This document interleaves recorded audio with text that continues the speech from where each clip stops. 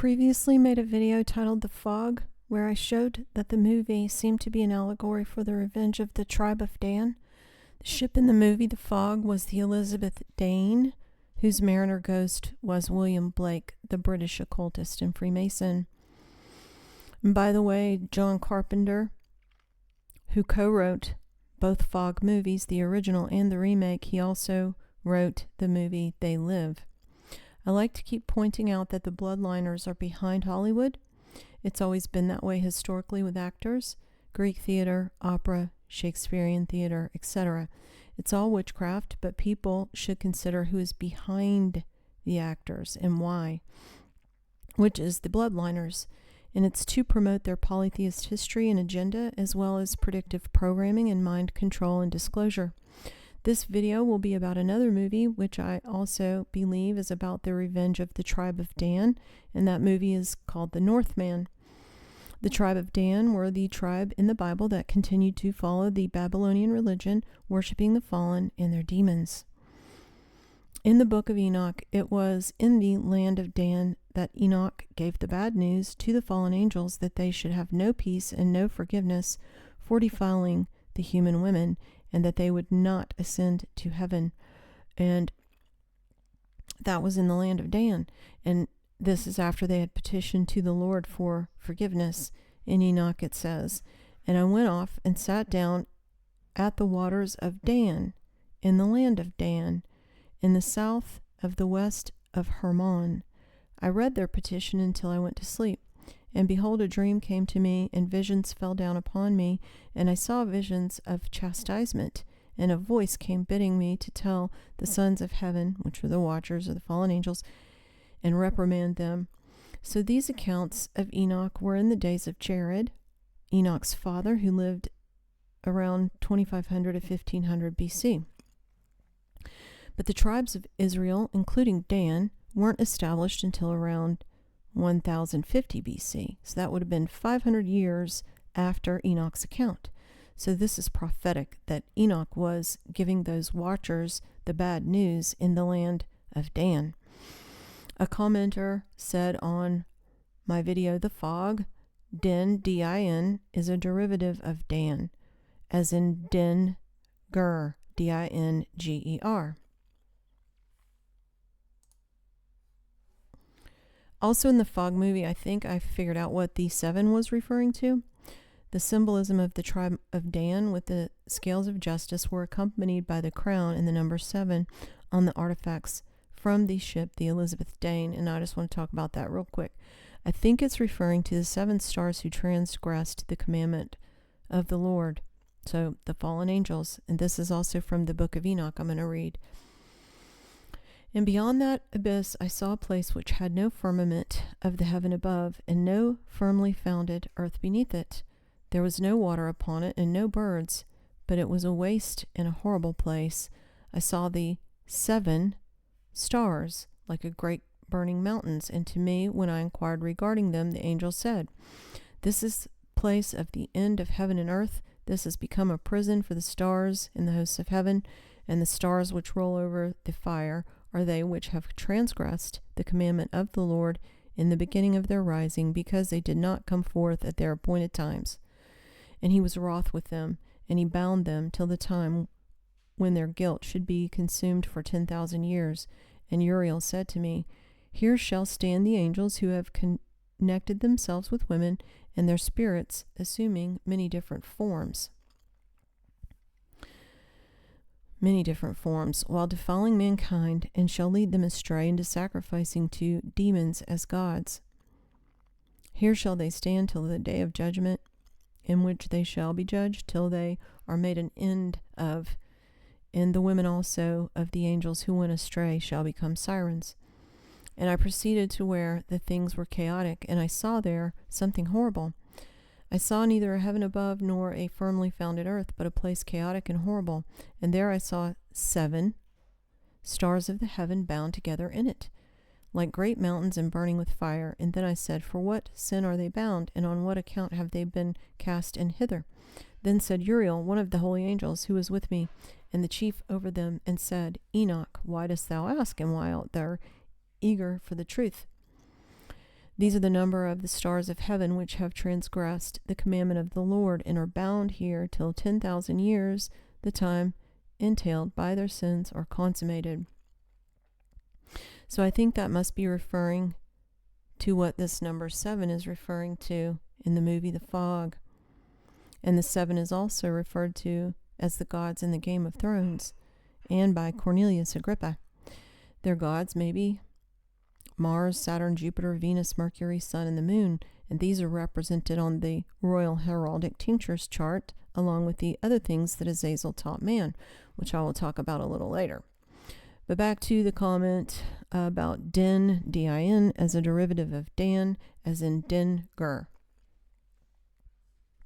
Din-ger is a Sumerian word for god or goddess, for example, Anu or Inanna, who some of the bloodliners trace their genealogy back to, as outlined in the Realm of the Ringlords book by the royal genealogist Lawrence Gardner.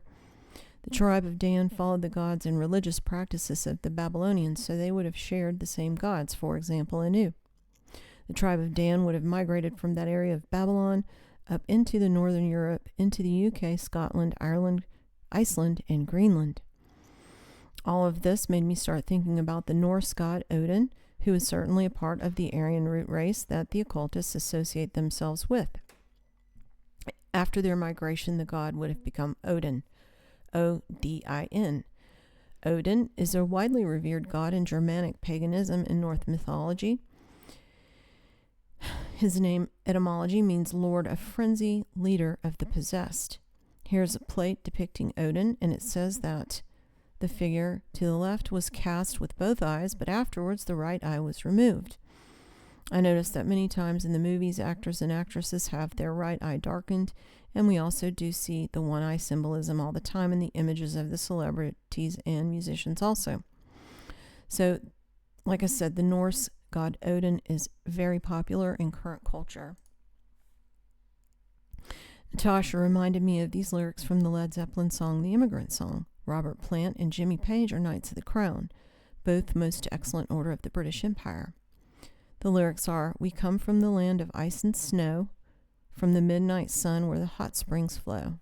The hammer of the gods," that's definitely a reference to Odin, "will drive our ships to new lands, fight the horde, sing and cry, Valhalla, I am coming.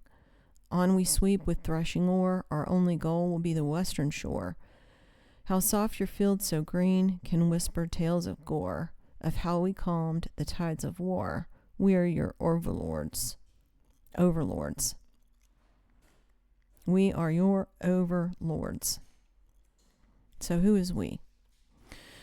So now you'd better stop and rebuild all of your ruins, for peace and trust can win the day despite of all your losing. Now I'm going to play an interview with Robert Plant that he gave about his trip to Iceland in reference to The Immigrant Song. It was always like that with Led Zeppelin. Who do they think they are to be so pompous? And we weren't being pompous. We did come from the land of the ice and snow. We were guests of the Icelandic government. We were on a cultural mission representing the musicians of Britain. And we were invited to Reykjavik to play a concert. And the day before we arrived, all the civil servants went on strike, the blue-collar workers, and the gig was going to be cancelled. So the university went out and took 2 unofficial days off and prepared the concert hall, prepared the whole environment for us to play. And it was most phenomenal.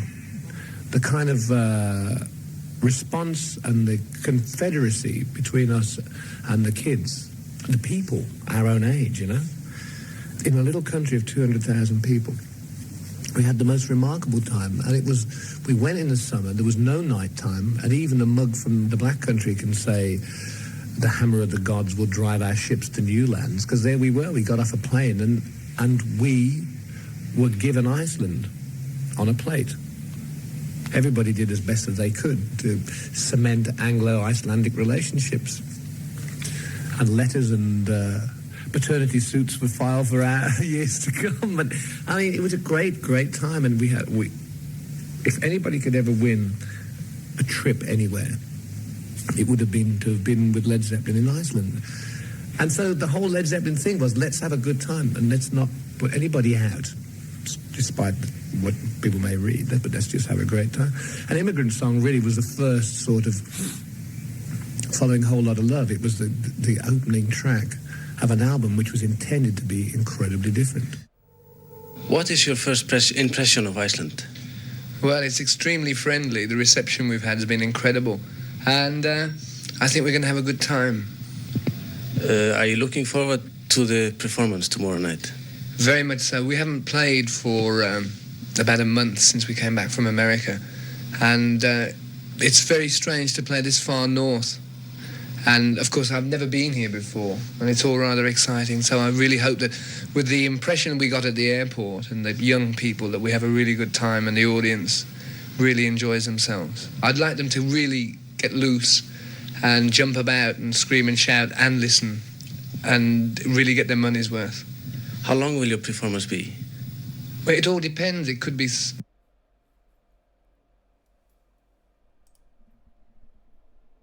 Guests of the Icelandic government on a cultural mission representing the musicians of Britain, cementing Anglo-Icelandic relationships, he said. I want to find something else real quick.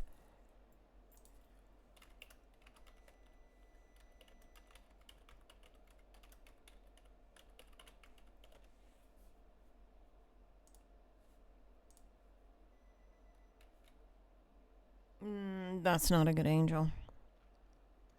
Not a good angel.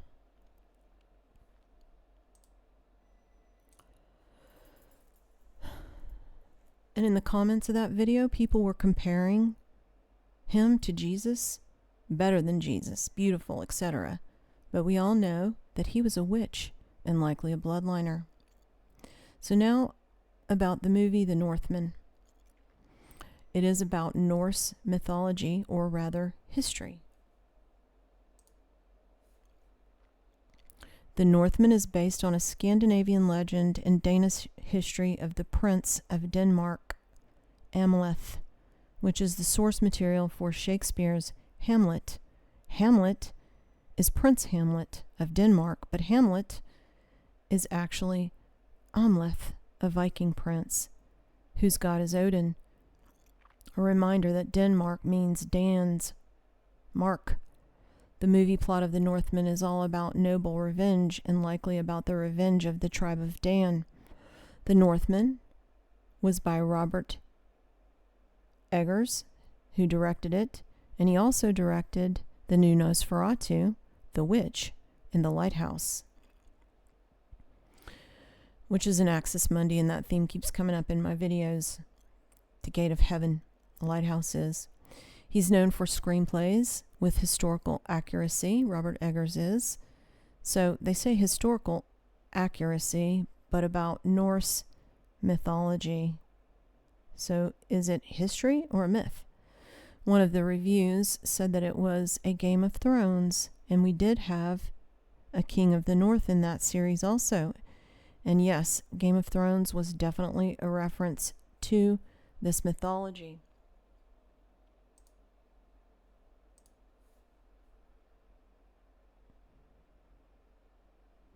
Because, see, the symbolism of Jon Snow included the raven and the wolves. Kit Harington, who played Jon Snow on Game of Thrones, is a bloodliner and is named for Kit Marlowe from Shakespearean theater.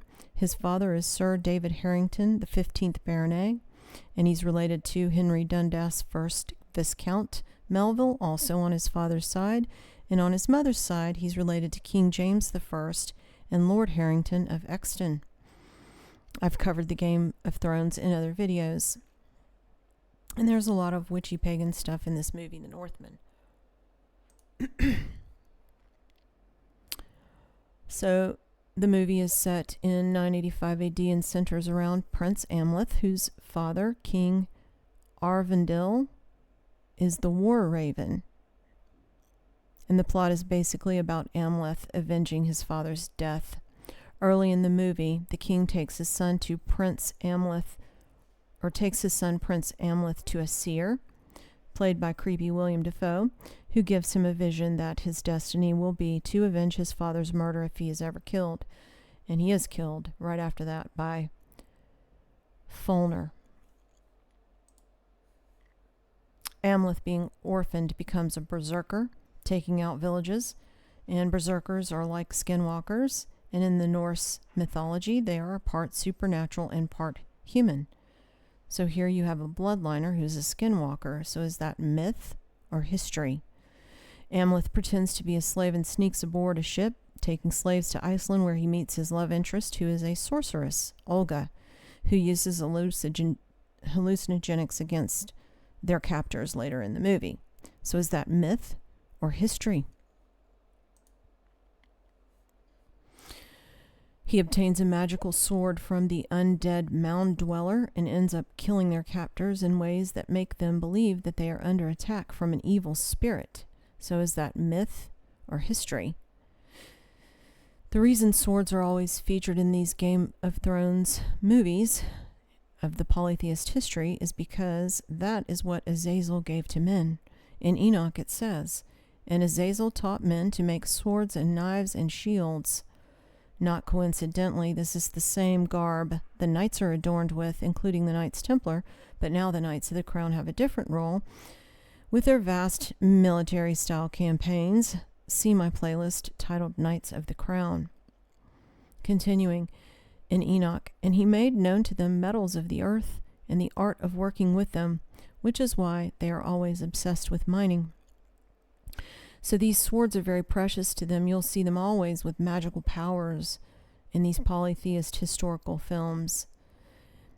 Continuing in Enoch, "And bracelets and ornaments and the use of antimony." And antimony was a mineral mined by the dwarves in rings of power. "And the beautifying of eyelids and all kinds of costly stones and all coloring tinctures." So costly stones or jewels, metals, and coloring tinctures are all concepts used in royal heraldic tinctures, along with the course of the moon, which Semjaza taught men in the Book of Enoch. See my video titled Azazel and Tinctures. In Enoch, when he is reprimanding the fallen angels, the Holy Great One gives Enoch a message for the fallen. "The giants who are produced from the spirits in flesh shall be called evil spirits upon the earth, and on earth shall be their dwelling." Evil spirits have proceeded from their bodies because they are born from men, and from the Watchers is their beginning and their primal origin. They shall be evil spirits on earth, and evil spirits shall they be called. And the spirits of the giants afflict, oppress, destroy, attack, do battle, and work destruction on the earth, and cause trouble. They take no food, but nevertheless hunger and thirst, and cause offenses. And these spirits shall rise up against the children of men and against the women, because they have proceeded from them. From the days of the slaughter and destruction and death of the giants, from the souls of whose flesh the spirits, having gone forth, shall destroy without incurring judgment. Thus shall they destroy until the days of the consumption, the great judgment, which the age shall be consummated over the Watchers, and the godless, yea, shall be wholly consummated. And now to the Watchers who have sent thee to intercede for them who had been aforetime in heaven, say to them, You have been in heaven, but all the mysteries had not yet been revealed to you. And you knew the worthless ones. And these in the hardness of your hearts you have made known to the women, and through these mysteries women and men work much evil on earth. Say to them, therefore, you have no peace. So, back to the movie. Amleth decides to abandon his quest for revenge, and the two, him and Olga, decide to escape by boat to his kinsmen in the Orkney Islands, which are off the coast of Scotland. So is that myth or history? But aboard the vessel, Amleth has a vision and realizes that Olga is pregnant with twins, and one of them will be the prophesied Maiden King. So Amleth jumps overboard and swims ashore to kill the captors and free the slaves. After some fighting, Frelnor, his father's murderer, tells Amleth to meet him at the gates of Hell, the crater of the volcano Helka, where Amleth dies, And as he dies, Amleth has a vision of Olga embracing their 2 children, whom she tells him are safe, before urging him to let go. A Valkyrie, who is a female who guides souls to the dead to old Odin's Valhalla, carries Amleth through the gates of Valhalla. So is that myth or history? So that plot sounds a lot like the Immigrant Song, with the song's references to the land of ice and snow, the hammer of the gods in reference to Odin, and driving ships to new lands on the western shore, and Valhalla and overlords. Valhalla in Norse mythology is described as a majestic hall located in Asgard and presided over by the god Odin. This is a depiction of that world in Norse mythology, and you see there is an ice wall and this gate or portal to the underworld accessed by a tower or mountain at the North Pole, or the Axis Mundi, which looks like the gate of hell, and in Norse mythology they even call it hell. Regarding Asgard, there's literally a space nation with citizens named Asgardia, presided over by a bloodliner billionaire in real life. It's a space nation titled Asgardia with citizens, and I cover that in my video titled Asgardia. I find it pretty interesting also that Trump descends from a Danish prince. See my video titled Trump's Royal Lineage. Another element of the movie, The Northman, is all the runes they use to transition between scenes. Runes are now also very popular. They're used in Unicode computer language and used to create the original emojis. See my video titled Runes, Unicode, and Emojis. Grimes also wrote a prophecy in runes, and I'm going to play a video that I did about that now. But notice here you have the sword and the runes here represented in the Northman. Here's that video. Quick video. I cover Grimes a lot on this channel. The first video that I ever made was about Grimes, but I missed this prophetic stone that she tweeted in 2019, which included a prophecy of the crown virus and the vipers before it happened in 2019. And I just found out about this tweet from a recent video from Minutes of Horror, that channel, which I will link that video. But see here, in the middle, you have a DNA strand, the crown virus, and 3 vipers. You can kind of see it. The crown virus, 3 vipers, and then equals a flying saucer. At the top of this one, she has a devil and a fairy and some spiders and a keyhole and some dragons at the bottom with a rocket and Saturn. And then nuclear symbols at the bottom. And then it says end. Might be able to see that a little bit better here. Nuclear symbols, end. But see, here's the crown virus and the vipers, and then the equals a flying saucer. But then she tweeted that she made an update in 2023. So here she tweets, a few years ago we released a prophecy on this ancient tablet to the left, but most of the bad omens have come true, so we've canceled this stone and are releasing a new prophecy on the right. So the new prophecy is on the right. And she replaced the nuclear symbols with more DNA and rockets and Saturn, and finally a robot and a heart and a ghost. More DNA. This is a robot, a heart, and then a ghost. These are emojis on her prophetic stone, and I have to talk about emojis for a moment and why Grimes would have used them on her prophetic stone.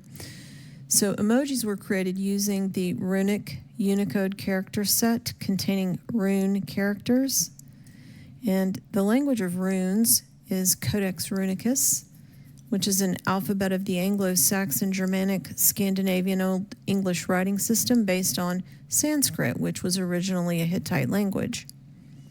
Runes are always used in the same way, as a language of secret wisdom, mystery, and magic. They're also currently used in modern paganism and esotericism. But the idea to use the runic Unicode set was introduced by the Royal Institute of Technology in Sweden and incorporated into Unicode in 1997, which led to emojis. Here I'll found this email written by the Royal Institute of Technology. It says, "Are you interested in runes and their possible inclusion into ISO and Unicode? I'm talking about the real runes, the early alphabet used by the Germanic peoples from about 100 AD and displayed on numerous Viking Age runic stones." So this is what started the whole thing. He sent this email in 95, and then by 1997, runes were incorporated into Unicode. Then in 2015, Unicode 8, known as the occult version, was released. See here, Ollie Jean Ford from the Royal Institute of Technology. But in 2015, Unicode 8, known as the occult version, was released.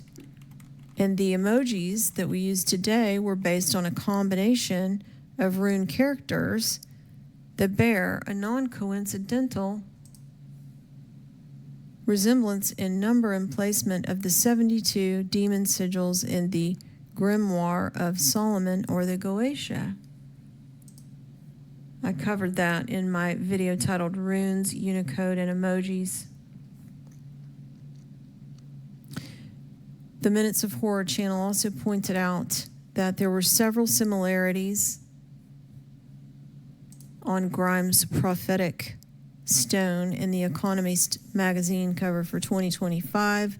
Some of the similarities are Saturn, atom symbols, and nuclear symbols, and rockets. Rockets are one of the symbols that represent the axis mundi, which is the Latin name for portal, or the gate of heaven, the point where earth, heavens, and the underworld meet in the occult. Axis mundi is just the Latin name for a portal. It's what the swastika represents, the axis mundi. Axis mundi is also represented by a ladder, as in the ladder of Freemasonry or the Tower of Babel. It represents the portal by which the pagans try to communicate with their gods, as in a rocket or SpaceX. Thanks for listening.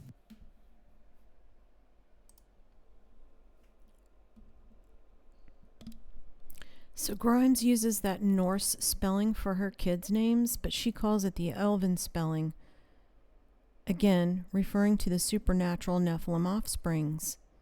Grimes is.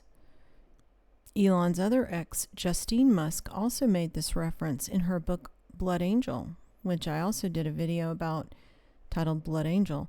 And speaking of Grimes and Elon Musk, Robert Seffer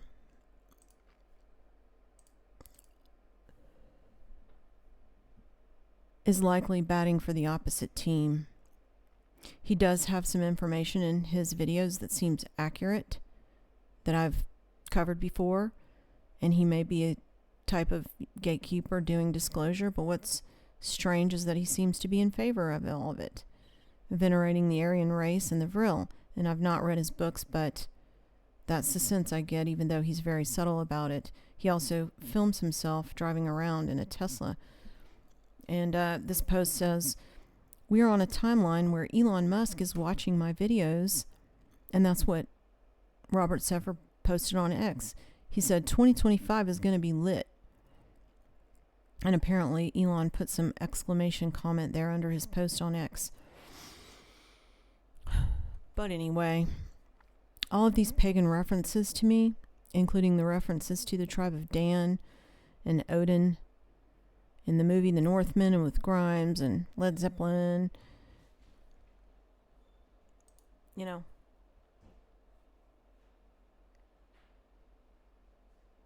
all of this points to the rise of the Aryan overlords and their religion again, which is no different than World War II. Thanks for listening.